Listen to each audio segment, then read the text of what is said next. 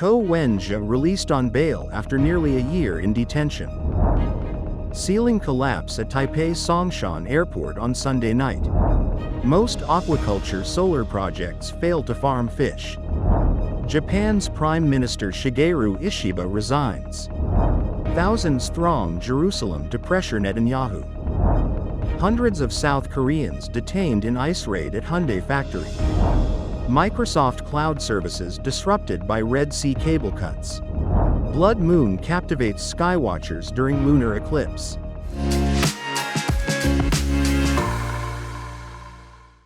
Hello everyone, I'm Oceana. Thank you for joining us on FUNDAY News. It is Monday, September 8th, Star Trek Day, and here are our top stories.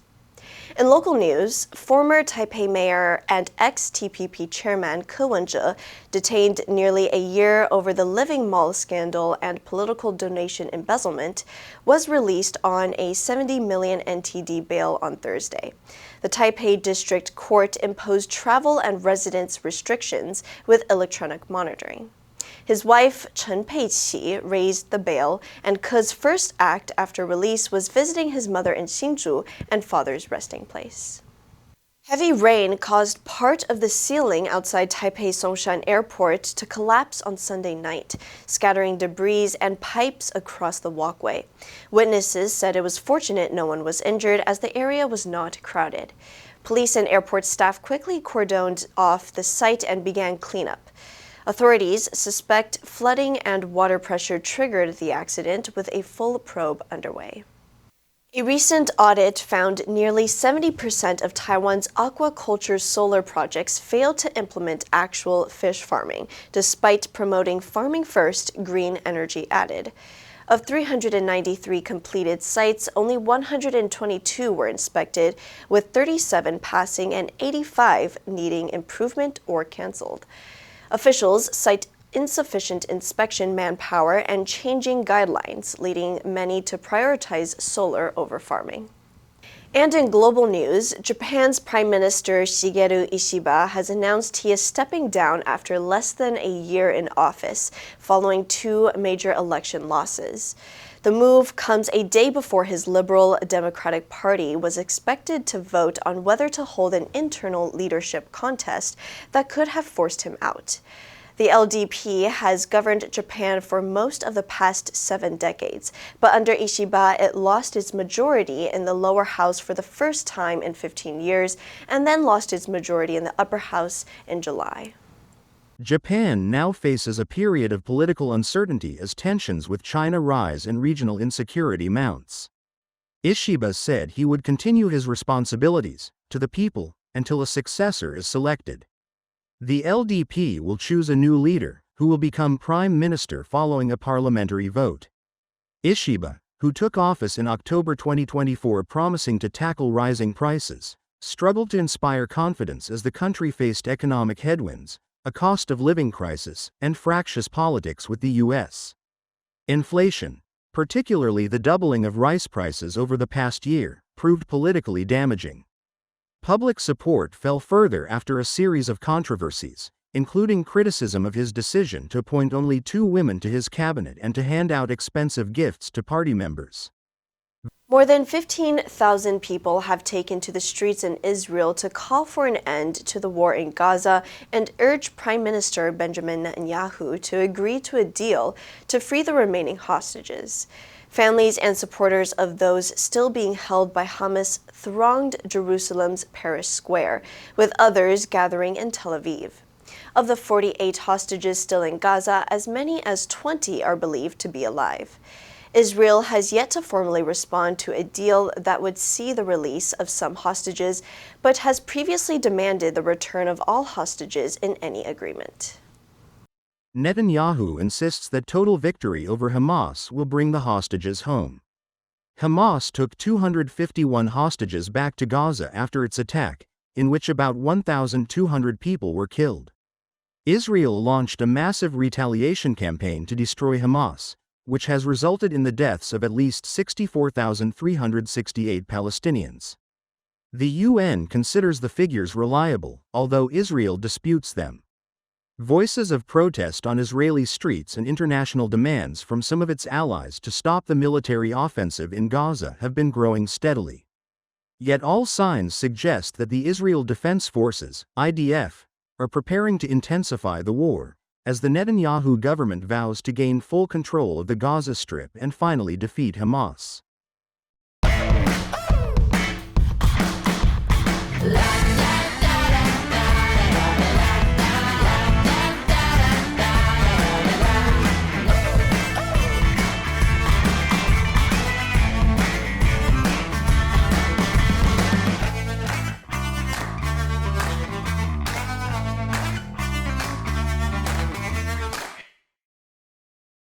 South Korea's government says it has reached an agreement with the U.S. to release its citizens detained in a massive immigration raid at a Hyundai plant in Georgia.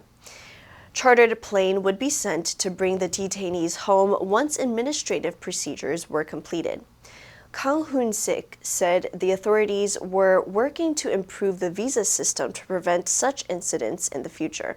The White House has defended the operation, dismissing concerns that the raid could deter foreign investment. Well, we want to get along with other countries, and we want to have a great, stable workforce. And we had, as I understand it, a lot of illegal aliens, some not the best of people, but we had a lot of illegal aliens working there. So, look, they're doing their job. U.S. officials detained 475 people, more than 300 of them South Korean nationals, who they said were working illegally at the battery facility. South Korea, a close U.S. ally, has pledged tens of billions of dollars in American manufacturing investment, partly to offset tariffs. The timing of the raid, as the two governments engage in sensitive trade talks, has raised concern in Seoul. Trump has actively encouraged major investments from other countries while also tightening visa allocations for foreign companies. The company said it is suspending most business trips to the U.S. and directing employees on assignment there to return home immediately. Microsoft's Azure cloud services have been disrupted by undersea cable cuts in the Red Sea. Users of Azure, one of the world's leading cloud computing platforms, are experiencing delays because of problems with internet traffic moving through the Middle East. Microsoft did not explain what might have caused the damage to the undersea cables, but said it had been able to reroute traffic through other paths. Undersea cables can be damaged by anchors dropped by ships, but have also been deliberately targeted in the past. Over the weekend, there were reports suggesting that undersea cable cuts had affected the United Arab Emirates and some countries in Asia. Cables laid on the ocean floor transmit data between continents and are often described as the backbone of the Internet. Microsoft updated that Azure traffic going through the Middle East may experience increased latency due to undersea fiber cuts in the Red Sea. It stressed that traffic that does not traverse through the Middle East is not impacted. On Saturday, NetBlocks, an organization that monitors internet access, said a series of undersea cable cuts in the Red Sea had affected internet services in several countries, including India and Pakistan. Skywatchers around the world have been witnessing a striking blood moon, a phenomenon that occurs when the moon passes through the Earth's shadow, taking on a deep red hue. The captivating display of the lunar eclipse was visible in its totality across Asia, Western Australia, and Eastern Europe, treating stargazers to a breathtaking spectacle. The totality phase lasted 82 minutes, offering ample time to marvel at the moon's transformation. Stargazers were in for a treat as they turned their gaze toward the moon Sunday night to witness a rare blood moon, or total lunar eclipse, the longest since 2022. Cloudy skies played spoilsport in several parts of the country, but live streams set up by astronomy enthusiasts around the world made up for the disappointment. This was the second lunar eclipse of the year, the first having taken place in March. Lunar eclipses occur during the full moon phase. When the moon slipped into Earth's inner shadow, the umbra, on September 7th, it underwent a spectacular transformation, as red light from every sunset and sunrise on Earth fell upon its surface, turning it into a rusty red blood moon. The next total lunar eclipse visible will be on March 3, 2026. The answer for last Friday was B, mourning. The whole town was in mourning after the tragic incident. Did you answer correctly? Now let's delve into today's news. Japan's Prime Minister Shigeru Ishiba resigns. Number 1. Controversy. 争议, 争论. The politician faced many controversies over his new policy. Number 2. Fractious. 易怒的. The fractious children refused to sit still during the lesson. Number 3. Successor. 继任者, 接班人. The CEO announced that his successor will take over next year. Next, we have a multiple choice question for everyone to practice. Which answer would you choose? You can write your answer in the comment section, and the correct answer will be announced tomorrow. Star Trek Day traces back to the first episode's broadcast on September 8, 1966, when Star Trek the original series aired. It introduced viewers to a future where diversity, inclusion, acceptance, and hope were central themes. Gene Roddenberry created this vision, which became a significant cultural phenomenon. Fans worldwide celebrate the day to honor the lasting impact of the Star Trek franchise. And that's all for today's FUNDAY News. Be sure to tune into FUNDAY News from Monday to Friday and click the link below to join FUNDAY for free.